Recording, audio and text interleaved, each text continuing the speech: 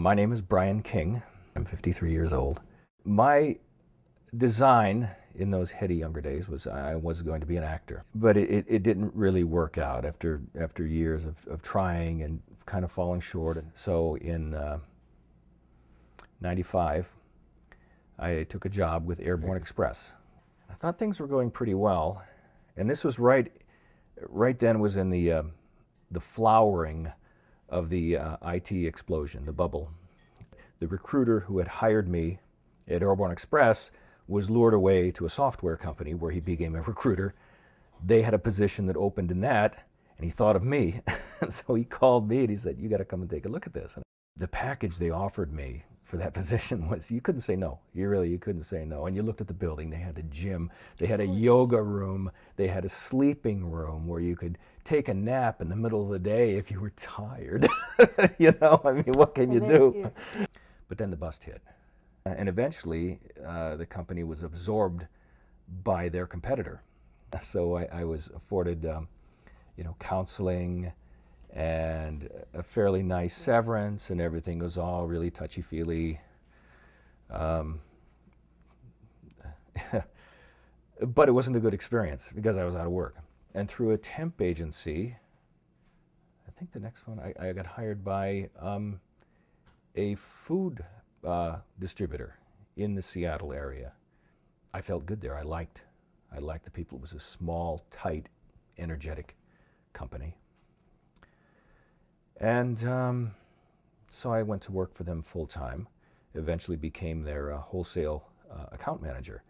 But that company eventually, slowly during the course of the year or so I was there, went out of business as well.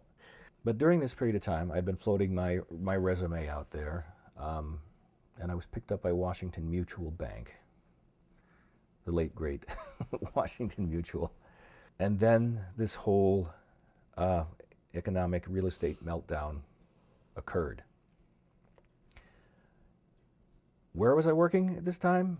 Department? Home loans. What was suffering most at this particular time? Home lending.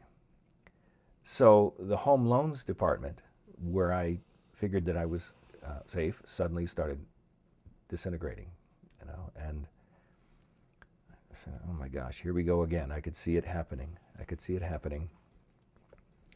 So I made another move, and I moved into retail in the bank, retail sales development. And in September of '09, Washington Mutual was sold to JP Morgan Chase. So my entire department was dissolved. My unemployment benefits will be expiring soon. We have to apply for an extension. I like to joke about it, but the companies I go to work for go out of business. And so I hire on with this enormous company, Washington Mutual Bank. I hire on with it and say, looked at the top 100 companies to work for. It's like, okay, now I'm safe. And so one department after the other I started working for, it's like I get there, and I step there, and finally the whole company goes out of business. You're like, oh, you might as well be an actor. Might as well be an actor. A mindset that I've developed that I need to work through is the notion that risk does not pay. Because my experience with risk has been not what all of these self-help books would like to have you believe. My father was had a white-collar position in a steel foundry, and we moved up and down the coast of Lake Erie most of my childhood, and then in the late 60s, early 70s, 1970, my father decided that they wanted to get away from the industrial belt. My father's dream was to relocate to Montana, start his own accounting firm, his own business there. It was the grand scheme. Once they relocated there, he was not able to get a toehold because the economy was small. There was little demand for that business. It's a smaller communities there. And he wasn't able to get going. So he, with a family of four children and a wife, was out of work in 1970 through the early 70s. and that was a very panicky time. And to this day, I think the stress is what killed him. Actually, he had a heart attack. He was young. Young, at 46. And as a young man, nothing, I was a teenager. What's really going on doesn't set in. You're still so self-focused on, going out and, partying or doing what you want to do, and work at that time in your life is something that you kind of have to do, but, it's not a big deal. I'd rather, go out and hang out with my buddies or something. So this was the life I had. Meanwhile, going all around me, my father's world was collapsing, and they were shielding us. They were shielding us from it the best they could, but I saw what had happened to my father. I just saw his anguish and his rage and his frustration.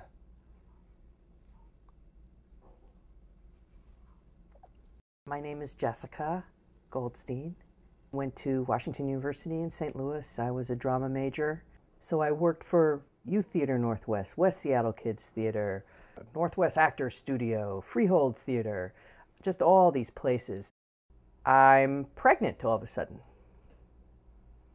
I'm 46 years old. So I got a job, and I was bringing in money, and I was in grad school, and I was doing my student teaching, and I was pregnant. They gave me some maternity leave. That was really nice. I did cry to the HR department when they gave me insurance. I was so proud that I could give my son insurance, that he was covered. It really, really was important to me. We're starting to think, we've got to move. Should we move closer to where I'm teaching? Brian, not sure about his work. This is right around the WAMU stuff. We don't know what's going on. All of a sudden, January 2009, I think, we get this call from my father and his wife. Why don't you move here? When we decided to move, we got rid of almost everything. We had 5 garage sales. It got to a point where we put things on Craigslist. People would come and take our bed. We are living in somebody else's house with somebody else's rules. It's hard for me to maintain my adulthood. I'm living with my father.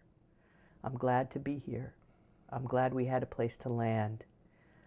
So we started arguing a lot about money. We even had to be in counseling at some point. I mean, it really was starting to hit hard. Financially, we're living on unemployment. I am not. What's left of savings? My IRAs are intact.